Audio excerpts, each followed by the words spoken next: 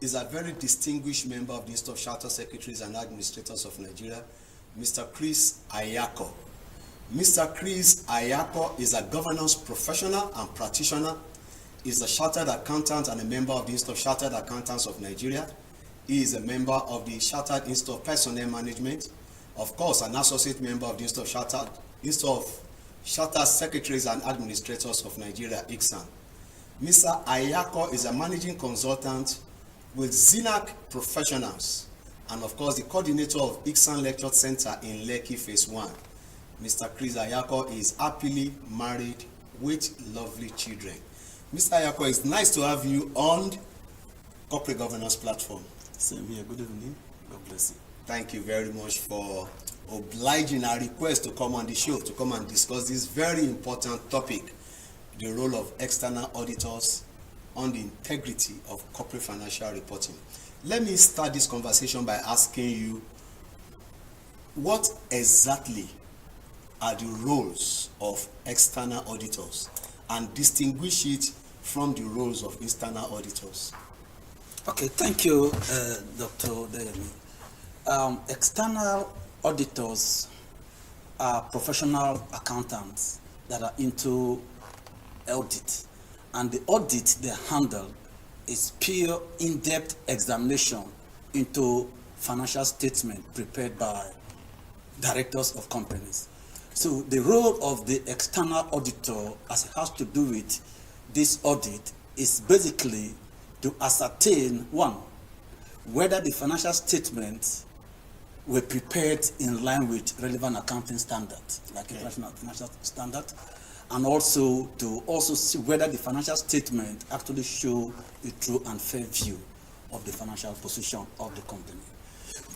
To actually look at the line between the two, internal audit is not an audit that is actually commanded, so to speak, by regulations.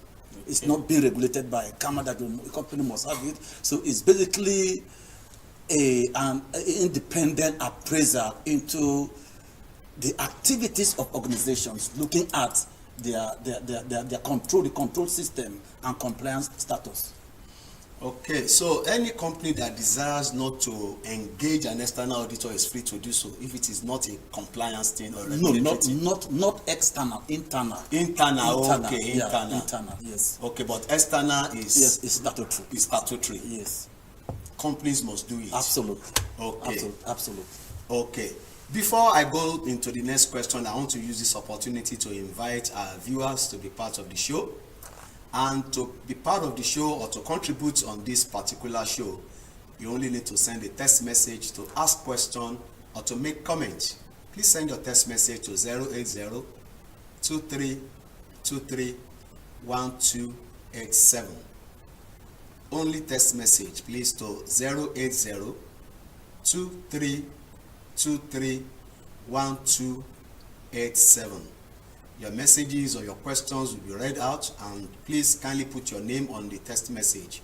I'll take the number for the last time, 080-2323-1287. And we are discussing the role of external auditors on the integrity of corporate financial reporting. And of course, we have our guest in the studio, Mr. Chris Ayako, ACIS.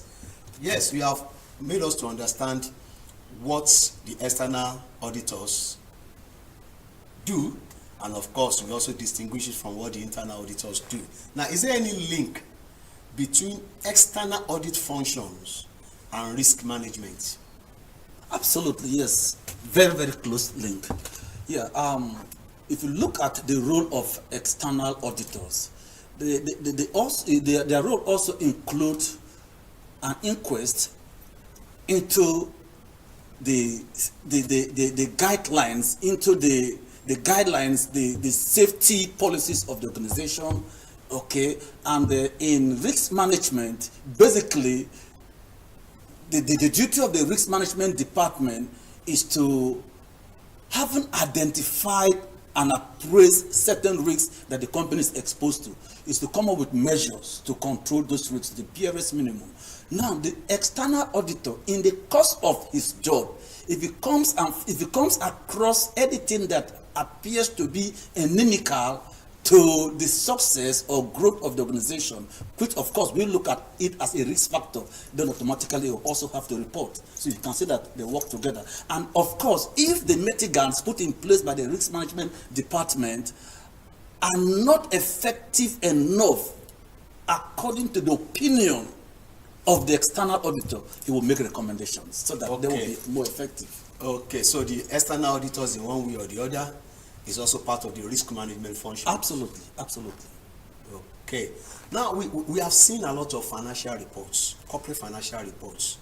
Some use different kinds of words, doctored, mismanaged report. And we have seen a lot of examples. Even on this program, our guests have shared on this program how some reports have actually affected some organizations. Now, how can external auditors guarantee or ensure the integrity of financial statements? Thank you, sir. There's what we call independence of the external auditor. Okay. For us to be able to have that assurance that all is well, based on their findings, which will be given in their opinion, then automatically those auditors must be guaranteed their independence. And if that independence is not there, then automatically, to a large extent, they will be like pooper in the hands of the directors. Do not forget, he that pays the piper detects the tool. So for you to be able to have that the external auditor will be able to give us assurance of the success and otherwise and security of the organization, automatically the first step is to ensure that they get their independence to the fullest. Okay, we understand that the external auditors must have independence to be able to operate independently. But how can they have this independence? Well, if you look at CAMA very well, or the law regulating businesses in Nigeria, which is CAMA, there is a board. An individual cannot appoint external auditors. It is the board that will appoint the board of directors, and this board of directors will do the appointment based on the recommendation of the audit committee. And the audit committee is composed of professionals, people that are professionals that actually will know that yes, this is a good audit firm, and that it will follow this route, will be able to give the auditors independence. And to a large extent, they try to ensure that the MD will not single-handedly have influence on the external auditor to the extent that he will influence them to play his script. Also is applicable to the chairman. So the external auditor, to be able to have his independence, he reports to the audit committee. He communicates to audit committee, who will take his report now to the board. Good. Okay, in a situation whereby we are just looking at scenarios, things that could happen. Okay. In a situation whereby the reports of the external auditor indicts the board, will the external auditor still submit that report to the audit committee to go to the board? What can happen? In most cases, you see, the way the audit process is, the external audit process, like I use the word process, is not a one-off thing. Don't forget, it covers a 12-month period, right? And in the course of doing their audit work, when the external auditor discovers anything that in the best interest of he knows that this thing is inimical to the sustainability of the organization, they will write to the management. And what will they tell the management? Look, we have discovered this, and if this continues, then it will not go well with the company. Therefore, we are giving this recommendation. So I'm saying this to let us understand that it is not automatic that the external auditor issues a report that is indicting the director. It is when the directors have failed to implement the recommendations and on issues that are called or considered material issues. Issues that are not material will not, in fact, the authority will just advise and move away. Okay, it is just now that I understand this. The role of the functions of external is just one, is not a one-off thing. It's not. They must have been doing it, and along the line, make some recommendations to the management, and if these are not carried out, that's when they now come up with their final report. Okay, you mentioned the other time true and fair view of the financial statement. So what is the meaning of true and fair view of the financial statement, and what is the relevance to corporate governance? Okay, the concept of true and fair view. Let's look at accountants together with their auditors' counterparts, also the directors are not supermen. They are not Jesus Christ. So we cannot say that they are 100% free of error, right? So if they prepare financial statement, we expect that the financial statement should be very, very close to the true position of things, okay, in reality. For example, you have reported in your statement of financial position, which is balance sheet, you reported that the fixed asset, total value of non-current asset is 1 billion naira, so to speak. When you go to find out that asset, let's assume it's land we are talking about, the economic reality, the net realizable value of that, the market value of that land, is it really 1 billion, or is it close to 1 billion, or a little bit above 1 billion? If it is close to 1 billion, a little bit above or below 1 billion, we say it's true and fair. But when it is materially diverted from what we are saying, then automatically it is no longer true and fair. So true and fair view say that, well, in a nutshell, it is fair. What the report they say they have given is fair. We are not saying that it's 100%, but it is up to 90-something%. So anybody, when I mean anybody, I'm talking about users of financial statement, they can rely on that report and make informed decisions. Okay, there is this provision, I think it's also in the Nigerian Code of Corporate Governance, NCCG of 2018, that says that engagement of external auditors in a company should not be more than 10 years, continuous service for no more than 10 years, after which there will be a 7 years cool-off period before they can be re-engaged. What is the rationale behind this particular provision, and what is its benefit to corporate governance? Okay, you see, external auditors are professionals that will come and form an opinion, what we call independent opinion on the financial statement. And when they have put that opinion, everybody can depend or rely on those financial statements. Now, they are human beings and they interfaces with the board of directors. And by the time they stay too long, do not forget, there is an adage that says that familiarity breeds contempt. So by the time they stay so long, for 10 years and above, they are still there, chances are they will begin to get closer and closer to the board of directors, and to a large extent their independence will begin to water away. So it is wrong for you to keep them for so long. If you look at some cases that have we have witnessed corporate scandals and corporate collapses, we saw that the auditors lasted for too long and established a very tight relationship with the directors. So that is not correct. And the essence of that cooling period, of course, is to ensure that at all times the auditor on board have their independence, and until they have their independence, they will not be able to issue a professional, independent and objective opinion.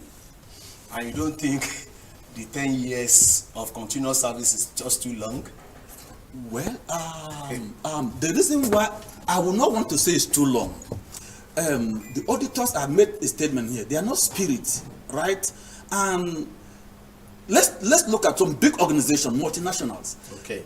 For you to be an auditor, to be able to issue quality financial statement or report or audit opinion, automatically you would have understood the nature of the business of that organization to a very large extent. Now, if you stay only 2, 3, 4 years, you might not be able to. And until you have stayed for like 7 to 10 years, that's when you'll be able to understand the business of your client. And when you do that, then issuing of opinion becomes seamless. So I don't think the 10 years is too much. Okay.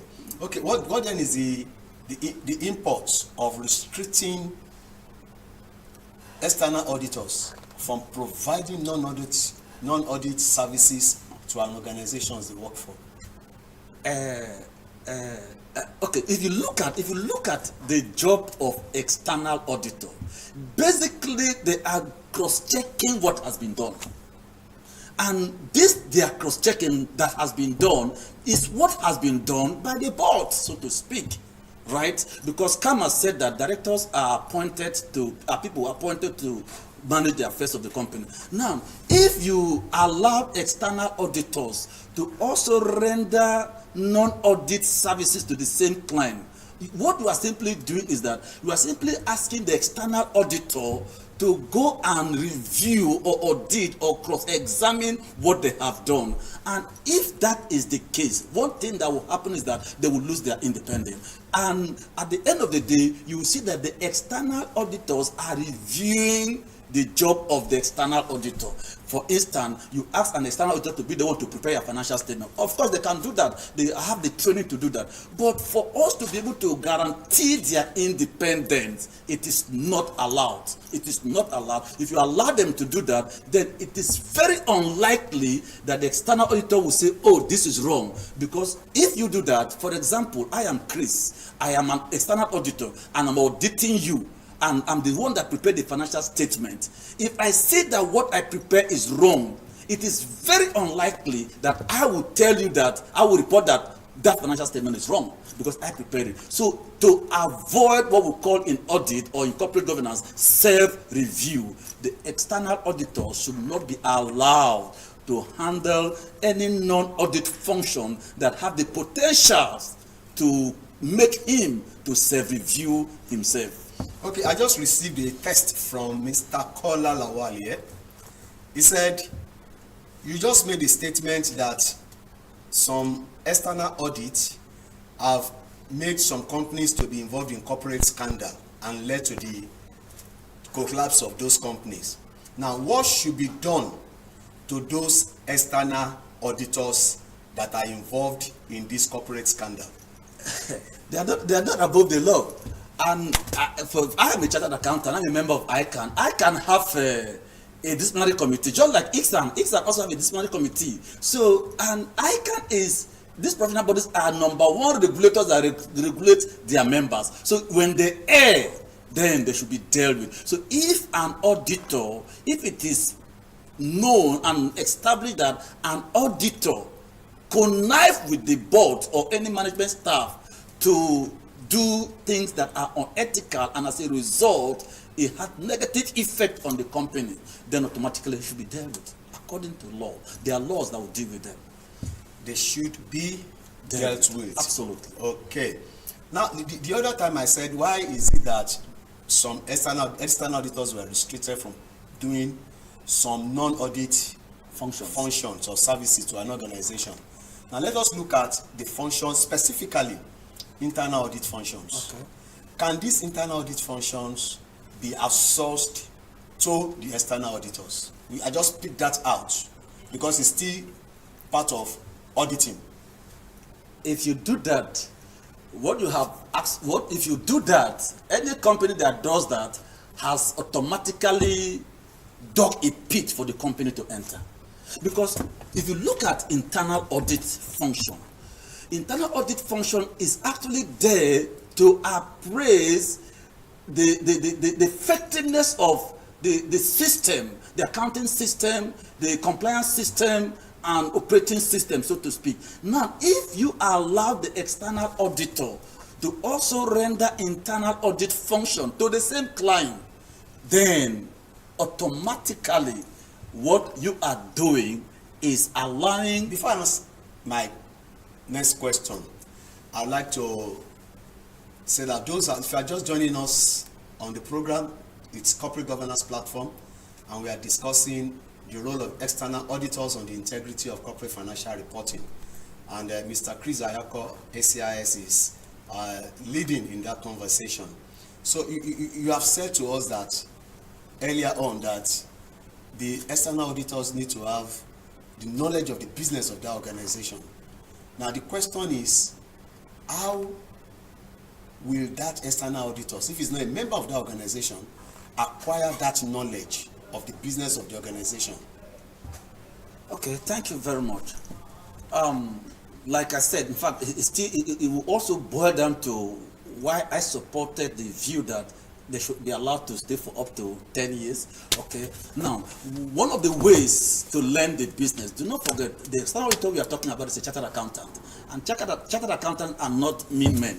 Okay. So they have been trained to be able to have basic knowledge of almost every business, so to speak, as it has to do with audit. Now, another way of gaining knowledge about the business is to be able to request for relevant documents, like strategic documents of the companies, board minutes, board resolution, and other documents that will be able to give you. You need to understand the vision statement of the organization. You need to understand the cover. You need to understand the mission statement of the organization. So you take time to study the business, and you also don't forget, like I said earlier on, they are not spirit. So you ask questions. You seek for information, you seek for explanation, and as you are doing all of this, you are momentarily getting knowledge about the business of your client.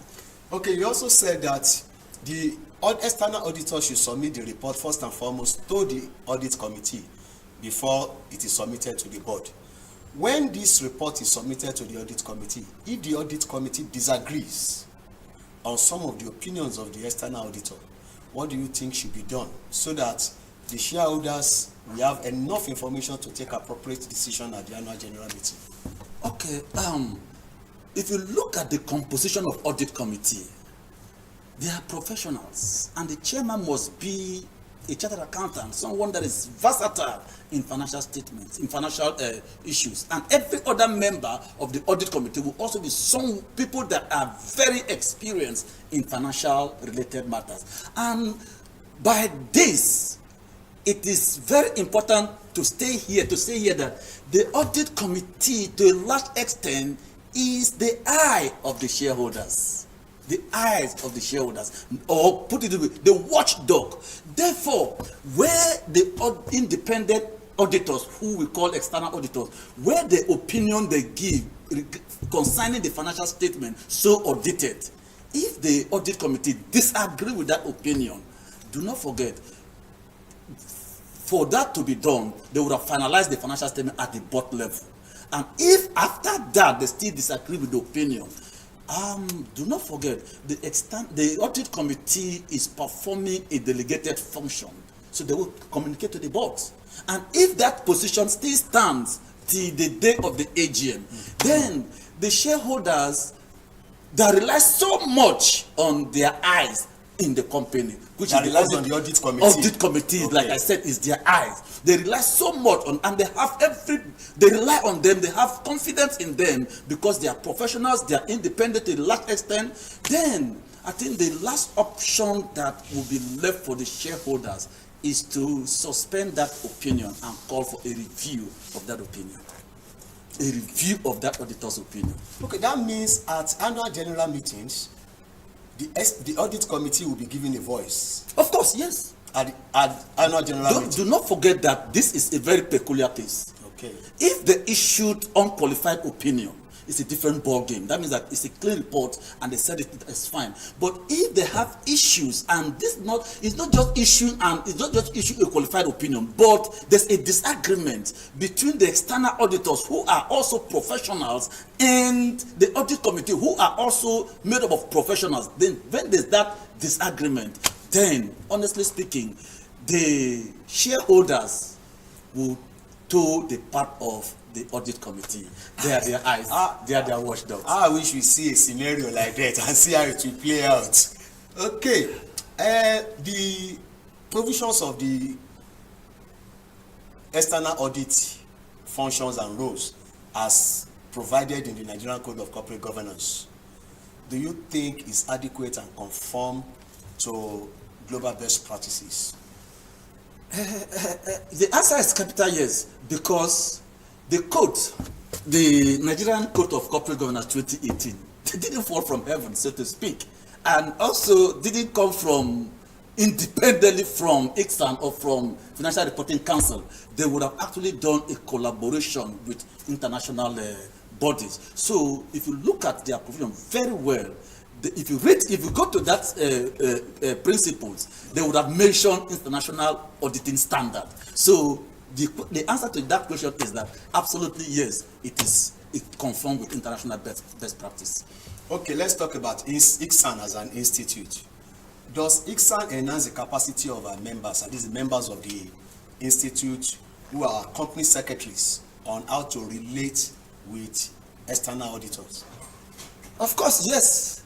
Of course, yes. Yes, where can we find that? If you look at external programs, modules from foundation, you do a lot of accounting in principles of accounting. That teaches you how to, you do accounting the same, you do advanced accounting, you do financial accounting. Then even at the final stage, of course, at the final stage, you do corporate financial management, which now it is now called financial management and strategy. Of course, all of these are related. And corporate governance itself also trains you on how to interface with external auditors. You need to understand who they are, you need to understand their roles, their power, and you need to also work with them. Do not also forget that ICSAN prepares chartered secretaries. And chartered secretaries, if I use the word Bible, their Bible is Kama.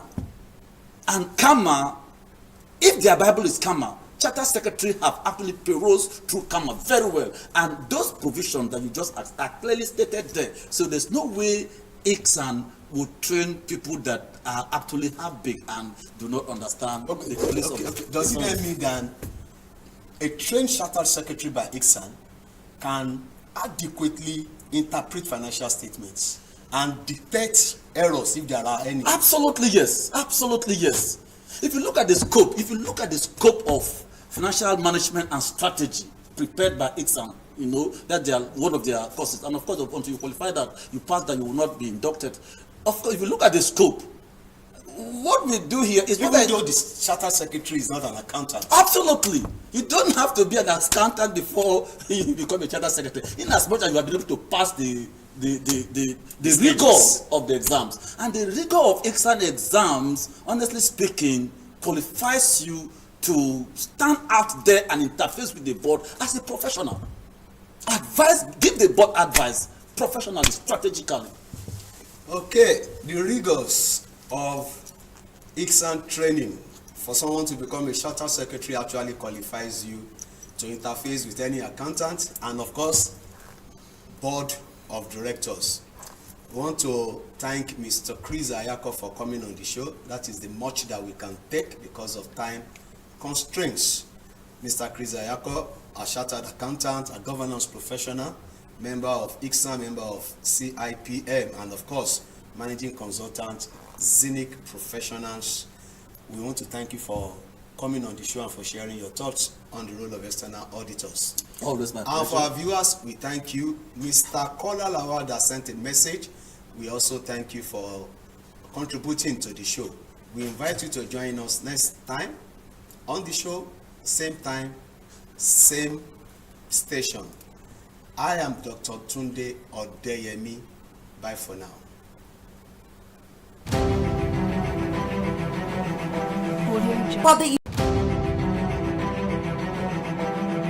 For the effectiveness of board of directors, Sustainability of business, importance of ethics and corporate brand, roles and responsibilities of chartered secretary, and for all that you need to know about the principles and practices of corporate governance. join the conversation at Corporate Governance Platform. Showing on MITV UHF 43 and channel 255 on DSTV on Thursdays from 4:30 p.m. to 5 p.m. Corporate Governance Platform, proudly brought to you by the Institute of Chartered Secretaries and Administrators of Nigeria. ICSAN, the hub of governance professionals.